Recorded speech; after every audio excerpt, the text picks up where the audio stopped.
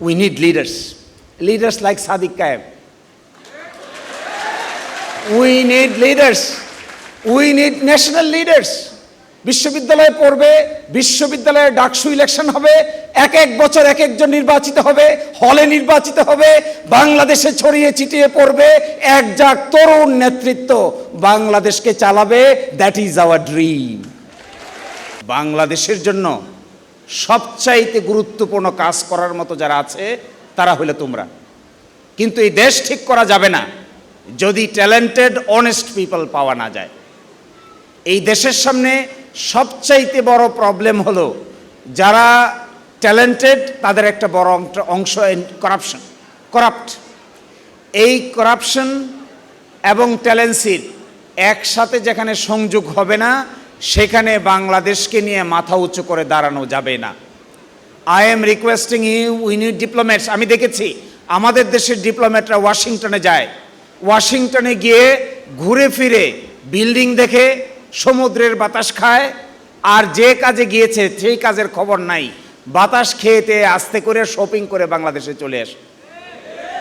আমাদের দেশের ব্যুরোক্রেটসরা যারা বিদেশের সঙ্গে আমাদের নেগোশিয়েট করতে যায়, তারা নেগোসিয়েশন ভালো করে করতে না পারার কারণে পাহাড়ে ঘুরে, পর্বতে ঘুরে, ওয়াইফের জন্য বাজার করে, বাচ্চাদের জন্য বাজার করে, আসার সময় তারা ক্যারিয়ার ভরে বাজার ভর্তি নিয়ে আসে। আর দেশের জন্য কি নিয়ে আসলা? What is your diplomatic skill? What did you earn when you were talking with the Indian people, when you were sitting with the American people, Western people, UK people, foreign people? তখন question আসে কোন ডিপ্লোমেটের চাইতে বেশি skill আছে। আমাদের দেশের ডিপ্লোমেসিতে এখনো আমরা এই ধরনের স্কিলফুল ডিপ্লোমেট প্রস্তুত করতে পারি নাই। একইভাবে আমি দেখেছি সিভিল ব্যুরোক্রেসিতে যাও, সচিবালয়ে যাও, ঢাকা বিশ্ববিদ্যালয়ে পাশ করা, চট্টগ্রাম, রাজশাহী বিশ্ববিদ্যালয়গুলোতে পাশ করে যারা সচিবালয়ে চাকরি করছে, ব্যুরোক্রেসির কারণে আর আমলাতান্ত্রিক জটিলতার কারণে বাংলাদেশের মানুষের কাঙ্ক্ষিত সংস্কার করা সম্ভব হচ্ছে না। এখন আমি তোমাদেরকে একটা রিকোয়েস্ট করব। আমার ধারণা আমরা যখন বিশ্ববিদ্যালয়ে পড়েছি, তোমাদের ফার্স্ট ইয়ারে পড়া কারো তখনও জন্মই হয় নাই। তো আমি তোমাদেরকে একটা রিকোয়েস্ট করি, from my experience point of view, I want to see you as an efficient manpower for Bangladesh. No matter কে কোন ধর্মের, no matter কে হিজাব পরে কে নিকাব পরে, no matter কার বাড়ি কোথায়, no matter কে কোন পলিটিক্যাল পার্টি করে, no matter কে দেখতে কেমন, only the matter Bangladesh needs efficient and talented people. আমি অবাক হই এখনো আমরা এই এফিসিয়েন্সির যুগে এখনো আমরা আর্গুমেন্ট করি কে কোন দল করি, কে কোন মত করি।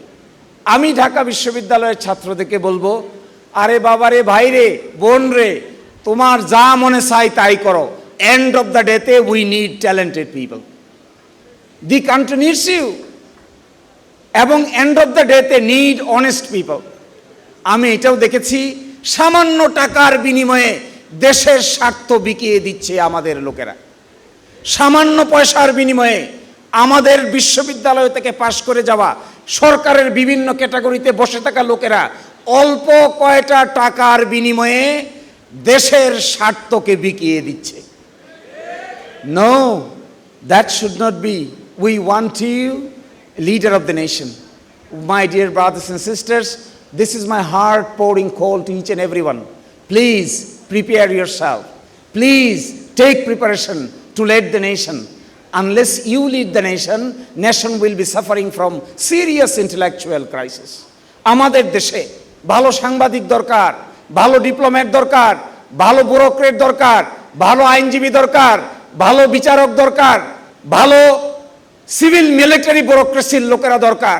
দেশকে সাজাইতে গেলে অল্প সিলেক্টিভ ওয়েতে কে কোন দল করে, কে কোন মত করে, এইভাবে বাছাই করে যদি আমরা চাকরি দেই, কোনো দিনেই আমরা দেশকে ঠিক করতে পারবো না।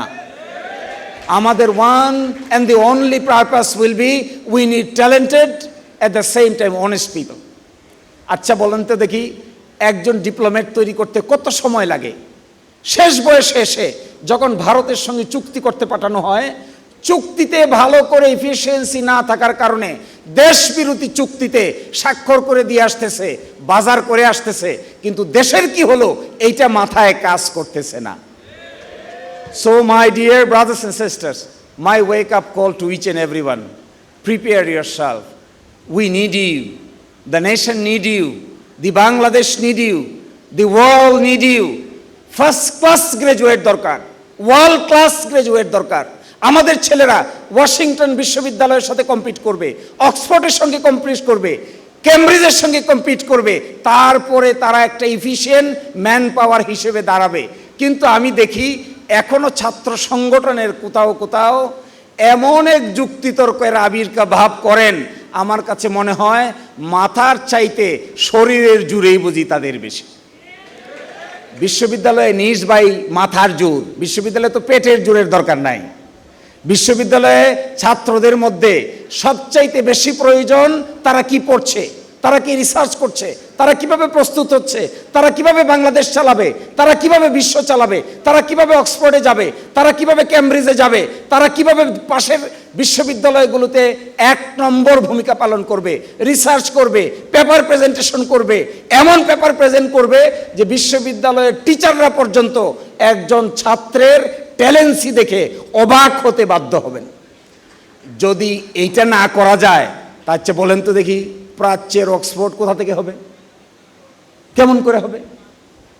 এ অপরাজয় বাংলার পাদদেশে কে মুর্দাবাদ আর কে জিন্দাবাদ, সারা দিন রাত এইটা করলে কোনো ছেলের মাথা ডেভেলপ করবে? Why is this? For what reason? What will be the ultimate achievement?